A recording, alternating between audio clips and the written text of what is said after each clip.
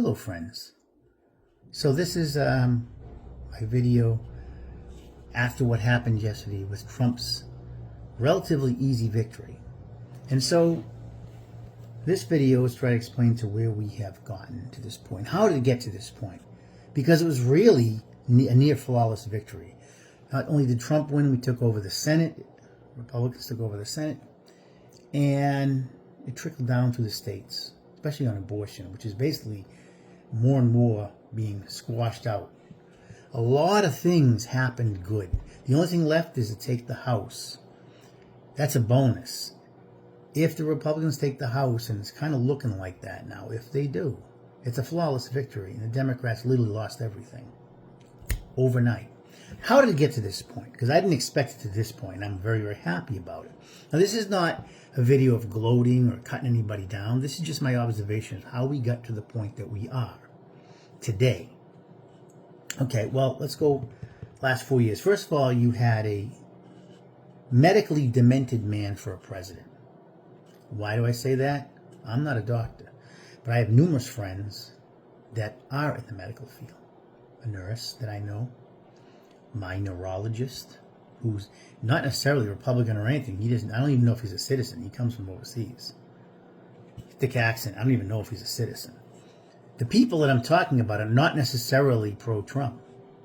They just openly said, from a medical standpoint, that Biden showed dementia from day one, and at the end he had stage 4 symptoms. These are medical people, not me. Anybody with half a brain knew that, okay? The liberals knew that. They put a puppet in there. Telling me this man was making decisions. He couldn't even walk off the stage properly without falling. Didn't know what side of stage to shaking hands with ghosts. Couldn't even read teleprompters. And you're trying to tell me this man was actually in charge? It's actually pathetic if you think about it. That's number one problem. And number two, the Democrats spent the last 4 years attacking Donald Trump with these monkey courts and trials, which led to nothing. And they knew it would lead to nothing. This is the same Donald Trump they loved when he was a liberal. All of a sudden they had a problem with him. This wasn't because they were trying to put him in jail. They knew they couldn't do that. This is because they were trying to make you and everybody like you hate Donald Trump, to not vote for him. In the meantime, while they were doing this, people were observing, the middle class. Okay? People were observing that while they're wasting taxpayers' time and money on this endeavor of destroying a man that wasn't even in politics at that time, the country's going to crap. Middle class is suffering with high prices of everything rising and rising while they're wasting time going after Donald Trump. You don't think people didn't realize that? I did. I know a lot of other people did too. So this is what you have. Okay?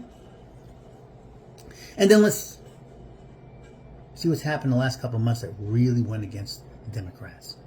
First of all, the Democrats wanted Biden to stay in as long as they could, because I think they're probably grooming like Gavin Newsom or something like that. But they weren't quite ready, so they were really hoping that Biden would probably slip in this time, and even if he doesn't stay the whole 4 years, he can be there long enough until he steps down to put somebody else in there. But it didn't happen like that.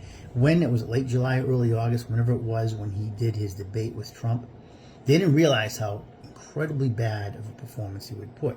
The man for the first 12 minutes was staring in the sky. He couldn't even answer questions. He looked like a man on stage 4 dementia, which is incredible embarrassment for the party and made a lot of people wake up. To counteract that, to make it worse, they sit there and they say, oh, he's fine. Obama says he's fine. Harris says he's fine. He's sharp as a tack. They lie until they couldn't lie anymore. But they had a plan to get rid of him. They knew at that point they had to. They just couldn't, like everything else, they were not truthful.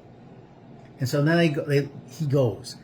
They didn't want Harris as the presidential candidate. She was never the choice. She was what they had to throw somebody in there. Okay, Obama openly did not want Harris, did not endorse her at first.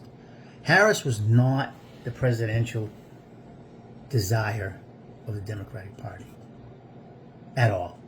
Never won anything, never won a primary. She's done nothing. But now she's there and the media hyped her up. But people that are astute knew that this woman was not going to do anything. She grandstands an abortion now, even if you're pro-abortion somewhat or in the middle.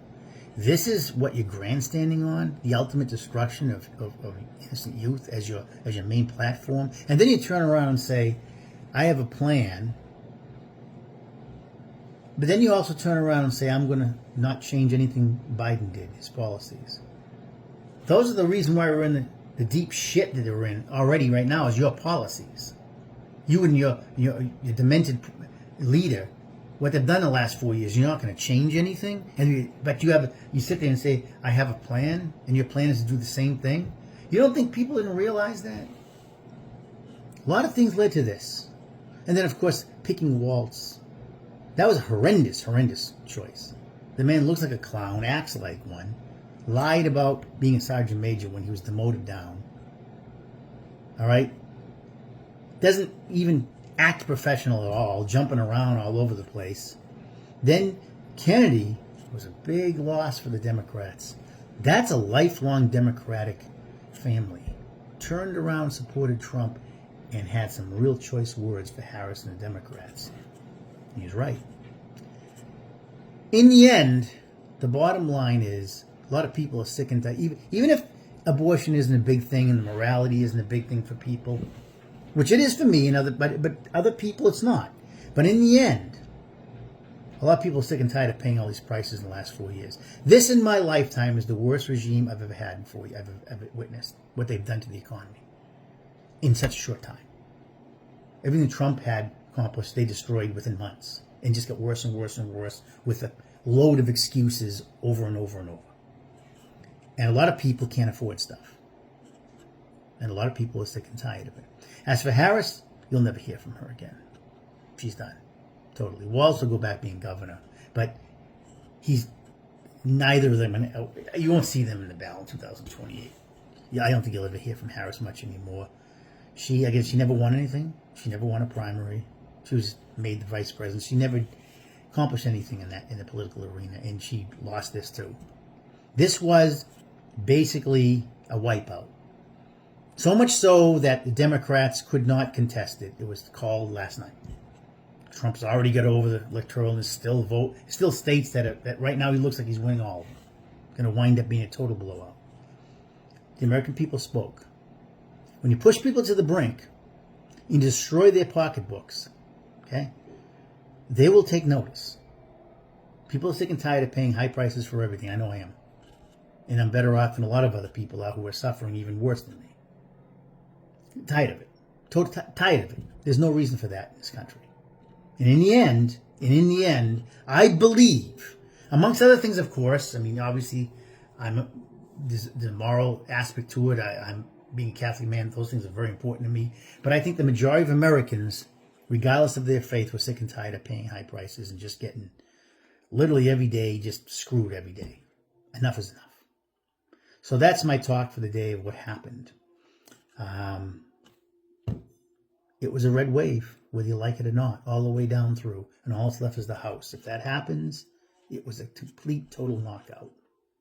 And I think the people have had enough. So I hope the best for everybody moving forward. I hope there's minimum resistance, violence, or any of that nonsense.